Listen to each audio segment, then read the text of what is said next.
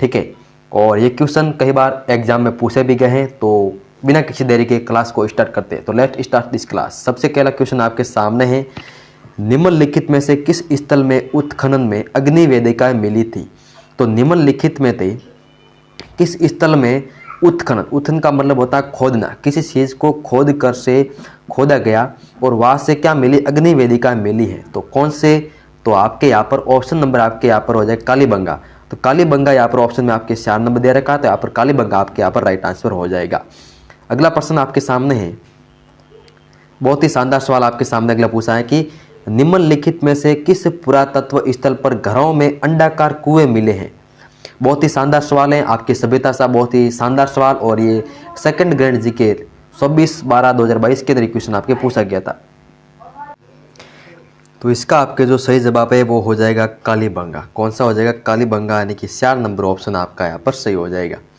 अगला प्रश्न आपके सामने है, कालीबंगा क्षेत्र में कितनी अग्नि वेदिका प्राप्त हुई है। ठीक है, कालीबंगा जो आपके सभ्यता है, ठीक है, इसमें कुल कितनी जो है अग्नि वेदिका प्राप्त हुई हैं। तो इसके अंदर कुल 7 अग्नि वेदिका प्राप्त हुई हैं। कितनी हुई है, 7 अग्नि वेदिका हमारे को यहाँ पर प्राप्त हुई है। अगला प्रश्न आपके सामने है कि प्राक हड़प्पा युगीन सभ्यता या संस्कृति में प्राप्त हुई है। ठीक है, तो प्राक युगीन संस्कृति कालीबंगा में कहाँ पर हुई, प्राप्त हुई है कालीबंगा। ऑप्शन नंबर आपका यहाँ पर स आपका सही हो जाएगा, 4। ठीक है, उसके बाद में अगला प्रश्न आपके, किस शिलालेख या प्रशस्ति में मुगल मेवाड़ संधि का वर्णन मिलता है। तो ये हमारे को मिलता है कौन सी प्रशस्ति में, राज सिंह प्रशस्ति के अंदर हमको क्या मिलता है, मुगल मेवाड़ संधि का क्या मिलता है, वर्णन हमारे को मिलता है।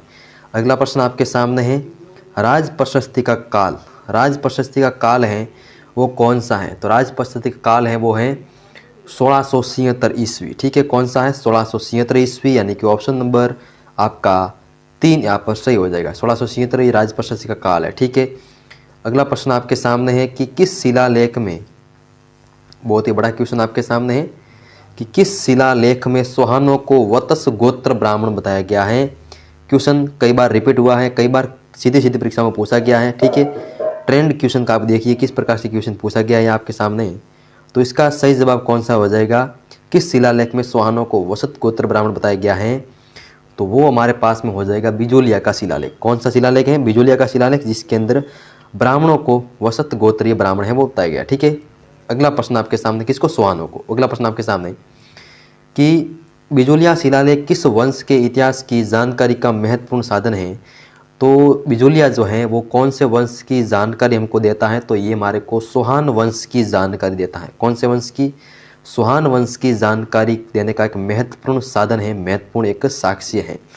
उसके बाद में अगला प्रश्न आपके सामने है, उदयपुर का पुराना नाम क्या था। बहुत ही शानदार सवाल आपके सामने कि उदयपुर जो है इसका पुराना नाम क्या था। तो उदयपुर का पुराना नाम सिवी जनपद था। क्या नाम था, सिवी जनपद था। बहुत ही शानदार सवाल, कई बार एग्जाम में नहीं पूछा गया, एक बार सिर्फ पूछा गया, लेकिन महत्वपूर्ण है। जो बड़ी भर्ती परीक्षाओं की तैयारी कर रहे हैं, जैसे कि रीट है, ठीक है, इस प्रकार की तैयारी कर रहे हैं, तो उसके लिए बहुत ही महत्वपूर्ण है। उसके बाद में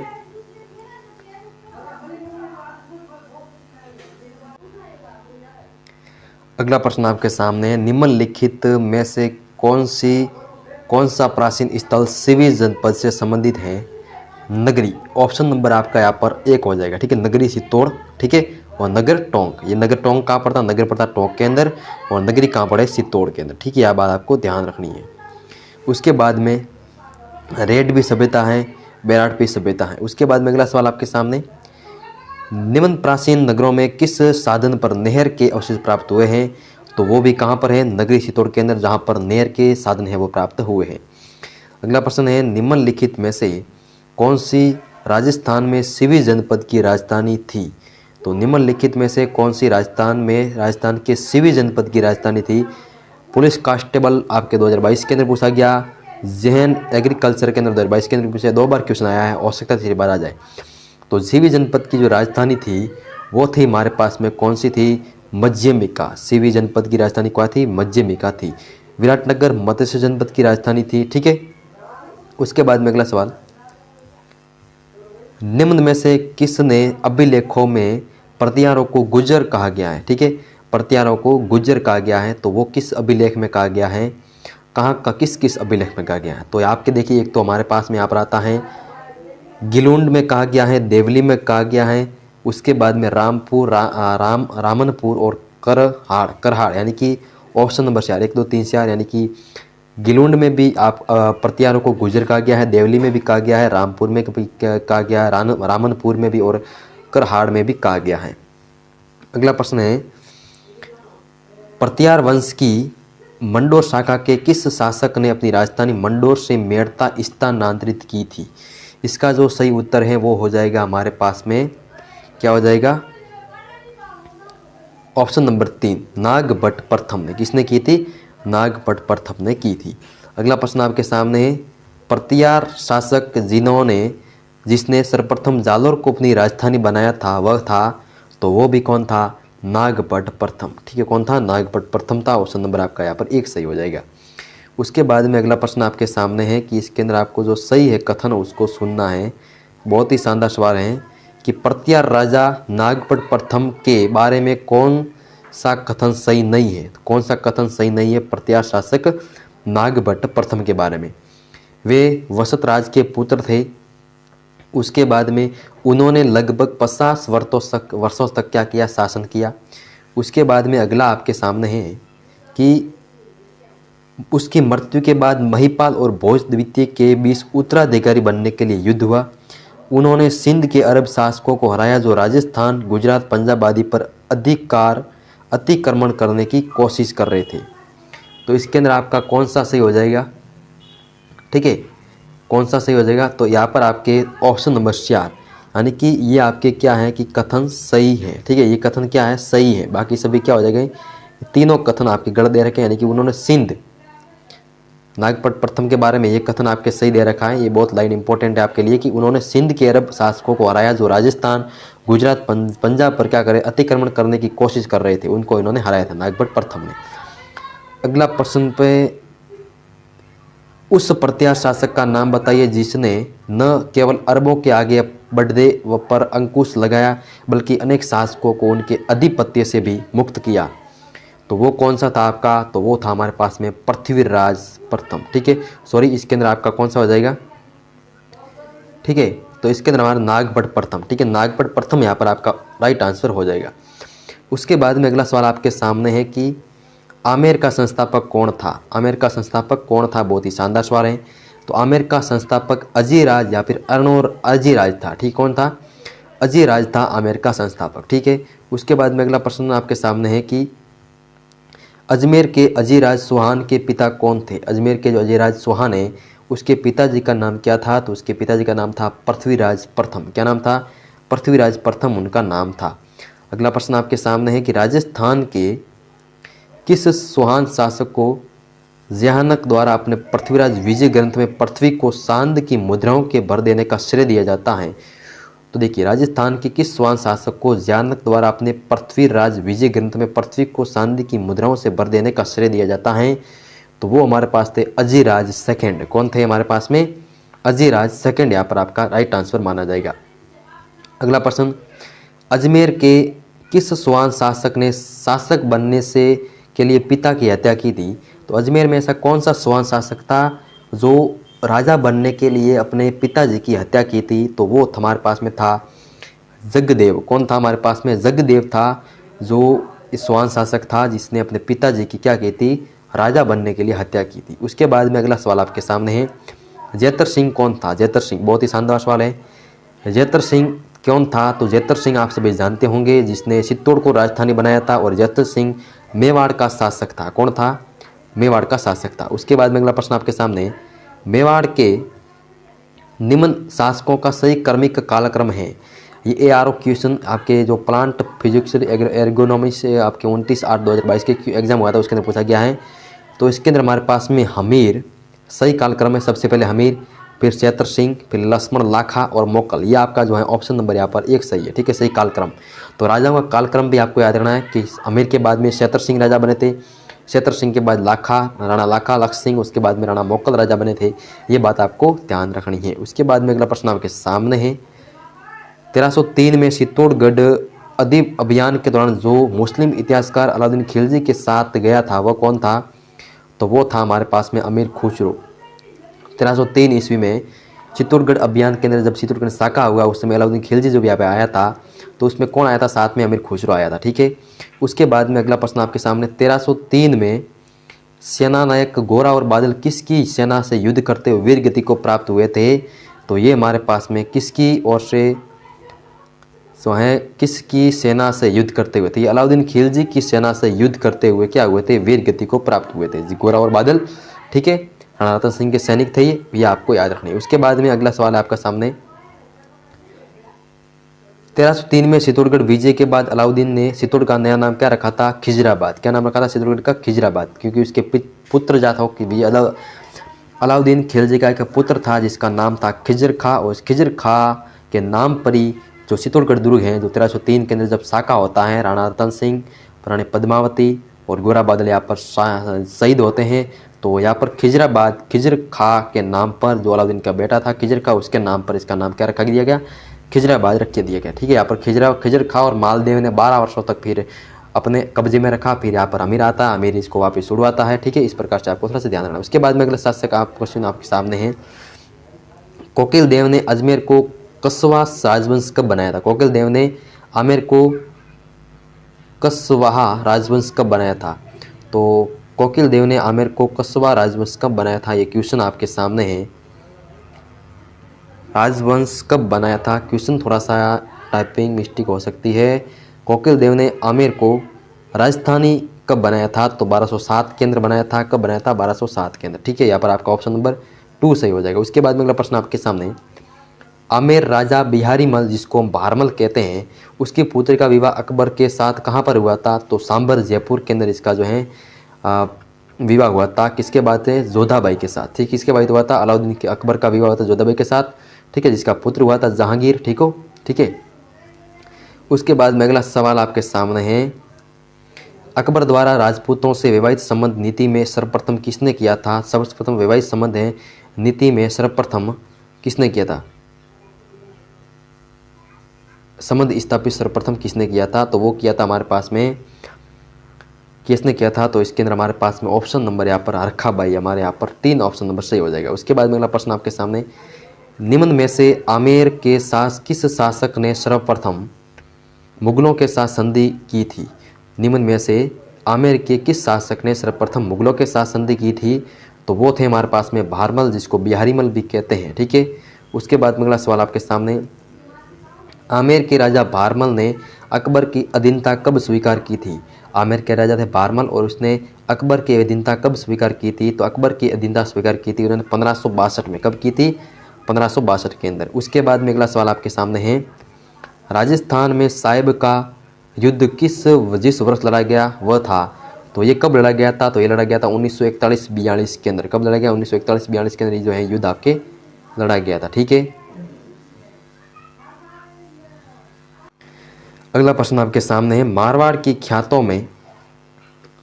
ख्यातों के अनुसार किस शासक ने 52 युद्धों में सफलता प्राप्त की थी? तो वो थे हमारे पास में जिसका नाम था राव मालदेव। क्या नाम था? राव मालदेव ने 52 युद्धों को जीता था। ठीक है, 52 युद्धों का विजेता किसे कहते हैं? राव मालदेव को कहते हैं। उसके बाद में अगला सवाल आपके सामने, गिरी सुमेल का युद्ध लड़ा गया, कब लड़ा गया गिरी सुमेल का युद्ध? तो गिरी सुमेल का युद्ध कब लड़ा गया था? तो आप सभी को याद रखना है, जनवरी 1544 के अंदर। कब लड़ा गया? जनवरी 1544 ईस्वी के अंदर गिरी सुमेल का युद्ध है वो लड़ा गया। ठीक है, उसके बाद में अगला प्रश्न आपके सामने है, अगला प्रश्न है कि जवाहर सिंह एवं रणजीत सिंह किस रियासत के शासक थे? तो जवाहर सिंह और रणजीत सिंह थे ये भरतपुर के शासक थे। कहाँ के थे? भरतपुर रियासत के शासक थे। उसके बाद में अगला प्रश्न है, निम्नलिखित में से कौन प्रतापगढ़ का शासक नहीं था? तो प्रतापगढ़ का शासक कौन नहीं था? तो प्रतापगढ़ का जो शासक हैं वो रणजीत सिंह नहीं था। ठीक है, रावल प्रताप सिंह था, श्यामकर्ण था, सूरजमल था। ठीक है, वल और मल कर्ण ये सभी जो है प्रतापगढ़ के शासक थे, लेकिन रणजीत सिंह यहाँ पर शासक नहीं था। ठीक है, तो रणजीत सिंह कहाँ का शासक था? भरतपुर का शासक था। उसके बाद में अगला प्रश्न आपके सामने, महाराजा सूरजमल का अन्य नाम कौन सा था? महाराजा सूरजमल का अन्य नाम क्या था? तो महाराजा सूरजमल का अन्य नाम था, वो था सुजान सिंह। क्या नाम था? सुजान सिंह भी इसको कहा जाता था। उसके बाद में अगला प्रश्न आपके सामने है, अगला सवाल आपके सामने, तो ये आपके पूरा हो गया। उसके बाद में अगला सवाल आपके सामने है कि 1947 में स्वतंत्रता और भारत के विभाजन के समय राजपूतों की रियासतों के अधिकांश क्षेत्र समस्या मुक्त रहे, लेकिन निम्नलिखित में से किस राज्य में व्यापक स्तर पर हिंसा हुई थी? ठीक है, ये बहुत ही शानदार सवाल है कि 1947 के अंदर स्वतंत्रता और भारत के विभाजन के समय राजपूताना की रियासतों के अधिकांश क्षेत्र थे वो तो समस्या से मुक्त रहे थे, लेकिन निम्नलिखित में से ऐसा कौन सा राज्य है जो व्यापक स्तर पर हिंसा जिसके अंदर हुई थी? तो वो राज्य था हमारे पास में, कौन सा राज्य था? भरतपुर। भरतपुर के अंदर क्या हुई थी? व्यापक हिंसा देखने को मिली। सभी राजस्थान की राजपूत रियासतों के अंदर कोई भी समस्या नहीं हुई, लेकिन एक मात्र ऐसी रियासत जिसके अंदर व्यापक स्तर पर हिंसा हुई थी वो है भरतपुर। ठीक है, उसके बाद में मध्यकालीन राजस्थान के राज्यों में शासक के बाद सबसे महत्वपूर्ण अधिकारी जाना जाता था, तो वो था प्रधान। कि मध्यकालीन राजस्थान में के राज्यों के शासक के बाद जो सबसे महत्वपूर्ण अधिकारी होता था उसका नाम क्या होता था? प्रधान उसको कहते थे। ठीक है, उसके बाद में अगला सवाल आपके सामने है, क्या है कि 8वीं से 12वीं सदी के समाज में राजस्थान में प्रचलित अधिकारी अक्षपटलिक का संबंध किस से था? तो इनका जो संबंध था वो था राज्य में आय व्यय का ब्यौरा रखने वाला। ठीक है, यानी राज्य में आय व्यय का जो ब्यौरा रखने वाला था वो इसके अंदर आपका राइट आंसर माना जाएगा। ठीक है, अगला सवाल है, राजस्थान के पूर्व मध्यकालीन राज्यों में सेमांतिक पदनाम को प्रयोग किया जाता था, तो इसको कब प्रयोग किया? राजकीय ज्योतिष के लिए। किसके लिए? राजकीय ज्योतिष के लिए इसको प्रयोग किया जाता था। उसके बाद में अगला सवाल आपके सामने है, मध्यकालीन राजस्थान में जब्ती एक प्रणाली थी, तो वो कौन सी थी?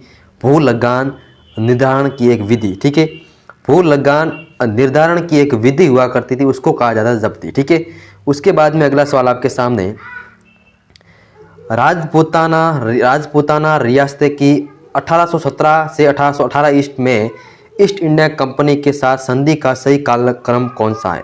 सबसे पहले मतलब किसने संधि की थी वो आपको सबसे पहले बताना है। तो सबसे पहले संधि करने वाली जो रियासत थी राजस्थान के अंदर ईस्ट इंडिया कंपनी से, वो थी करौली। उसके बाद में जो किया था वो किया था कोटा ने। फिर किया था हमारे पास में जो रियासत आती है उस रियासत का नाम है कौन सी? जोधपुर। और जोधपुर के बाद की थी उदयपुर ने। ठीक है, तो CABD यानी कि हमारे पास में ऑप्शन नंबर हमारे 4 यहाँ पर आपका सही आंसर माना जाएगा। ठीक है, जिसमें CABD। ठीक है, सबसे पहले करौली ने संधि की, उसके बाद में कोटा ने की, फिर जोधपुर ने की थी, फिर उदयपुर ने संधि की थी। उसके बाद में अगला सवाल आपके सामने पूछा गया है कि अंग्रेजों ने अमीर खां को किस वर्ष टोंक के नवाब की मान्यता प्राप्त की थी? तो ये की थी 1817 ईस्वी में। कब? 1817 ईस्वी के अंदर। ठीक है, उसके बाद में अगला सवाल आपके सामने है, दिसंबर 1817 में अंग्रेजों के साथ संधि के समय कोटा के महारावल कौन था? दिसंबर 1817 के अंदर अंग्रेजों के साथ संधि के समय कोटा के जो हैं महारावल कौन थे? तो उसके में कौन थे? तो उमेश सिंह प्रथम। कौन से? उमेश सिंह प्रथम आपके यहाँ पर महारावल थे। उसके बाद में बात करें, नसीराबाद में विद्रोह करने वाली बटालियन थी। नसीराबाद में जो विद्रोह किया था, ठीक है, तो सबसे पहले आपके राजस्थान में सर्वप्रथम विद्रोह कहाँ पर हुआ था? नसीराबाद के अंदर। ठीक है, तो यहाँ पर आपके 15वीं नेटिव इन्फेंट्री ने क्या किया था? विद्रोह किया था। उसके बाद में अगला आपके सामने है प्रश्न। देखिए प्रश्न पहले ध्यान से पढ़िएगा। राजस्थान के कोटा राज्य में 1817 के महान विद्रोह प्रथम स्वतंत्रता संग्राम का नेतृत्व करने वाले थे, तो वो कौन थे? हमारे पास में उसका नाम था लाला जयदयाल मेहराब का। ठीक है, जिसने कोटा के अंदर आपके क्या की थी? हमारे पास में कोटा राज्य में नेतृत्व किया था इन्होंने। ठीक है, संधि का, क्रांति का। उसके बाद में अगला सवाल आपके सामने है कि 1857 के विद्रोह के दौरान मेजर बटन और उसके 2 पुत्र कहाँ मारे गए? तो ये मारे गए थे आपके कहाँ पर? कोटा के अंदर। ठीक है, जब कोटा में क्रांति होती है तो मेजर बटन और उसके 2 पुत्र जो है वहाँ पर मारे गए 1857 के अंदर। ठीक है, उसके बाद में अगला सवाल आपके सामने पूछा गया है कि निम्न में से कौन कोटा में 1817 के विद्रोह का नेता था। तो निम्न में से कौन कोटा में 1817 के विद्रोह का नेता था। तो अभी मैंने बात की जयदयाल एवं मेहराब खां, ये जो है दो नेता थे। उसके बाद में अगला सवाल आपके सामने 1857 की क्रांति के समय कोटा के प्रमुख नेता जयदयाल तथा मेहराब खां क्रमशः कहाँ के निवासी थे। तो हमारे बात करें अगर जयदयाल की तो ये मथुरा के थे और मेहराब खां करौली के थे। ठीक है, तो मथुरा करौली आपका ऑप्शन नंबर 2 यहाँ पर सही हो जाएगा। तो ये थे आपके आज के क्वेश्चन, इंपॉर्टेंट क्वेश्चन जो परीक्षा के अंदर कई बार पूछे भी गए हैं और आगे भी पूछे जा सकते हैं। इसी प्रकार की क्लासें देखने के लिए अभी जीके अमृत क्लासेस यूट्यूब चैनल से जुड़े, और चैनल क्लास कैसी लगी उसके भी आपको राय है थोड़ा सा जरूर दीजिएगा। ठीक है, काफ़ी समय बाद क्लास ले रहे हैं तो थोड़ी सी परेशानी हुई है बोलने में, तो उसके लिए माफ़ी चाहता हूँ। मिलते हैं कल अगली क्लास में इसी तरह से इसी क्वेश्चन के साथ। तब तक के लिए जय हिंद, जय भारत, धन्यवाद।